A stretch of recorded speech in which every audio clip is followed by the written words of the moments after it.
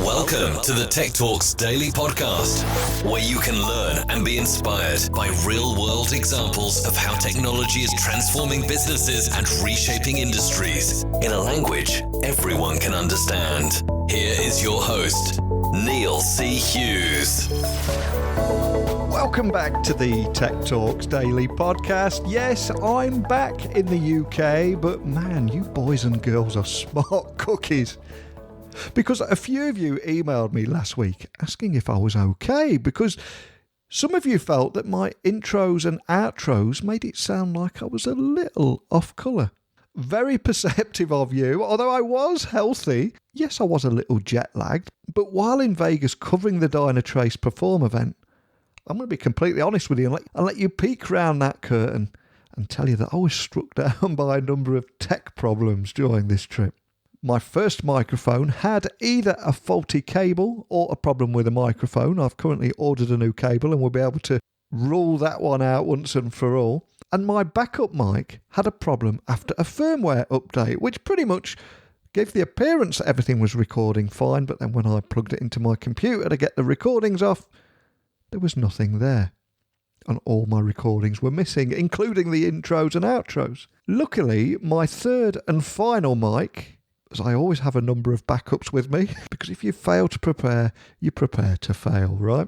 So I'd lost all the intros and outros that I recorded.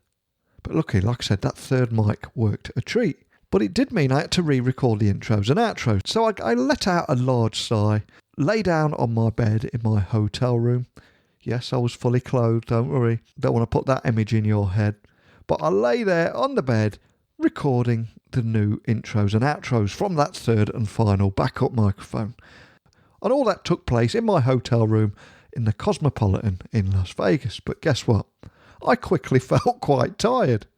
But you guys picked up on that. There were some pretty good observation skills. But enough of my boring tech tales. All tech problems have since been overcome. I'm now back in my office with 8 hours sleep under my belt. And I'm officially back with boundless amounts of energy again. So if you were hoping I was going to tone things down as part of a new look and sound, I'm sorry to disappoint you. I'm back again. And today, I want to ask a question.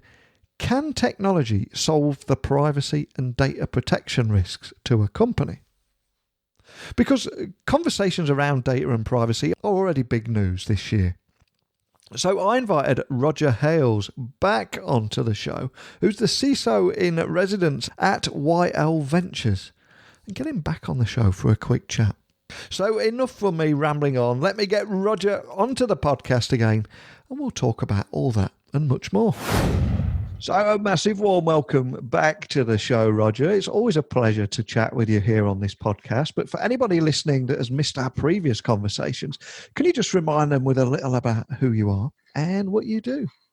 Neil, thank you so much for having me back on the show. It's always a pleasure to talk to you. I am the CISO-in Residence for YL Ventures, an American-Israeli venture capitalist firm focused on seed to lead in the cybersecurity space. Previously, I was the Chief Information Security Officer for Informatica, an enterprise cloud data management company. I have over 30 years of experience working in high tech and bringing security as an enabler to the business process.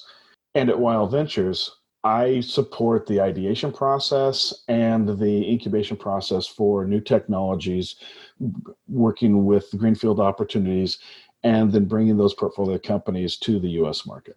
And one of the reasons I'm excited to get you back on the podcast today is there's a number of big cybersecurity and tech conferences coming up, and the two that immediately spring to mind are RSAC over in the US and Cybertech in Tel Aviv was two at the end of January. So how does someone such as yourself leverage these conferences, and what do you see is the real value in attending tech conferences like this?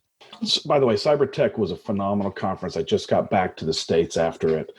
We did some wonderful presentations and even a Shark Tank around new technical opportunities, which now we're bringing to the RSA conference in San Francisco here in February.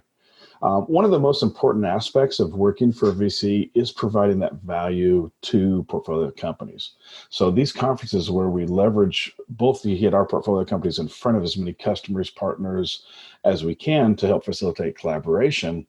But we also work to, meeting with new technologies and new technology ideation and look what other people are doing in that area. We leverage these conferences to connect between the Israeli ecosystem for cybersecurity entrepreneurs and our network of U.S. customers, partners, and venture capitalists. Because as we do seed to lead, then we partner with other VC firms to carry these businesses further through their life cycle to full, to full business valuation. We take the opportunity to get as many of our venture advisors together in one room, and we discuss challenges, pain points. And so we bring the community together and really try to solve the challenges that we see as common challenges across the industry. And I think one of the things that I love about attending any tech event or any conference really is just listening to some of the conversations that are taking place in these venues and how people are all approaching the same challenges. We all think we're in different industries and got different challenges, but actually everyone's having the same challenges and looking for different opportunities. So I think having those conversations is so valuable. But I'm curious, from the kind of conversations that you've been hearing, what are the big trends that you're seeing starting to dominate the landscape here in 2020? Great question. And this is one of the reasons why I personally have been going to the conferences for years, is because these conversations really let in the community know that we're not alone and we're all addressing these issues.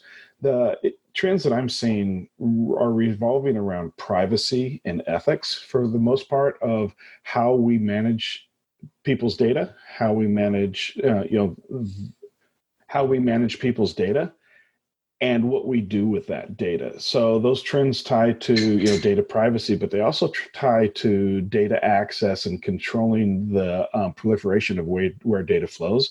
So data discovery is a large component of that, as is cloud access management. So there's a number of different trends in that area, but they seem to revolve around the data privacy challenges that we're seeing all over the world. And what about the data privacy risks? Are there any big stories around that you're noticing, or any conversations in that field? Well, I'll stay away from the big stories because we can all read the news as we talk about data privacy, and that's one aspect of it. But for me, I think the biggest challenge on data privacy risks that we're seeing is the understanding and ethics around how do you use that data properly. And what does it mean to capture an individual's data and then how you use it? So, as big data was the buzzword for quite a few years, the first challenge that we came up to was, how can we leverage this data for the competitive advantage? And now with the data privacy conversation and that impact on organizations, it's now, what's the right way to use that data? And are we communicating that back? So I think the biggest thing is, the transparency around letting people know what you're really using their data for, how that's being done, and give them the opportunity to make that decision of if they want their data to be used that way. And for any business leaders that are listening, how should they prioritize data risks to their business? Is there a best way of doing that, in your opinion, or? I think that the regulatory compliance component of data risks is really being defined, and that's really coming through this next year, and so that's going to be seen. The concept, though, is that every business today is a data company. So everyone has data. They need to be able to understand what that is. So to me, this is a business level decision, not a technical decision or a technical risk, but a business process risk. So I believe it should be one of those core aspects and conversations with the board of directors. And for anyone outside of the industry listening to the podcast today, can you just set the scene and talk about the role of CISO and what exactly it is, and also the different types of CISOs out there, because it's quite varied, isn't it? It is, but I think it's kind of like an evolution of the CISO. Yeah. And so, the different types, I think, it falls into the different types of business models. And so, when we address that, but it's more of the evolution of coming in with either a technical background background or from a regulatory compliance background at that starting point based upon what company, what business model you operate to, and then growing in the role of a CISO from, is this compliance, and are we checking the box to make sure that we're doing all the things that we have to do to operate as a business? And then looking at that from the technical aspect of, is this the right technology, and is this technology going to enable the protection of data as well as enable the business from that aspect? And then building on top of that to, how is the CISO then growing into the role to really look at the business drivers or from the company, and how information protection and privacy can then enable that company and provide that value add that makes it a leader in that industry and in that vertical. And then, when you go up through that thought leadership stage of the CISO and that continues to expand, then that's giving back in the community, the kind of incubation things that I'm doing at YL Ventures, to where sharing the 30 years of experience with entrepreneurs to help them, with that first leap to becoming a full-fledged company in the US, and provide, the thought and the playbooks back of, this is what I've seen work. This is what may not have worked. But if you take this from a principle-based aspect of doing the right thing and protecting the data and the privacy and looking at that ethics standpoint, it helps in that decision-making process. And that's where I see the CISO role continuing to expand to that leadership role within the organization, and then giving back into the cyber community. And I'm curious, throughout your career, have you seen the role of the CISO evolve and continuously change? I suspect that you've seen quite a big change over the years. I feel that my career has been part of that change. Yeah. My first role that came in as a CISO role was based upon regulatory compliance. I wasn't a CISO. I was a director of IT infrastructure, and we had to meet regulatory compliance. And the first step was, who can enable standards from this manner? And unfortunately, I've always been the guy that raised my hand and said, I'll give that a shot. And that's where that first opportunity took me. And that was more of a compliance activity of following these illustrative controls, or these ideas of, how do we build standards around this, and how do we operate within this framework? And then looking at the tech to actually be able to automate and enable that going forward. And so I really came up from that way and saw that role change. And then getting more and more conversations to be able to get in front of the business initiatives that are coming. And so now you're enabling the business process and the conversation from how we do this and how we should look at this. And that's where more of the ethics and moralities of technology implementation come in, and also understanding the entire business process and business structure, which is the learning curve for CISOs, is understanding how the business operates, bringing that in and enabling that, instead of being, looking at how can tech block data or allow data to flow, but understand the concept of what the data importance is.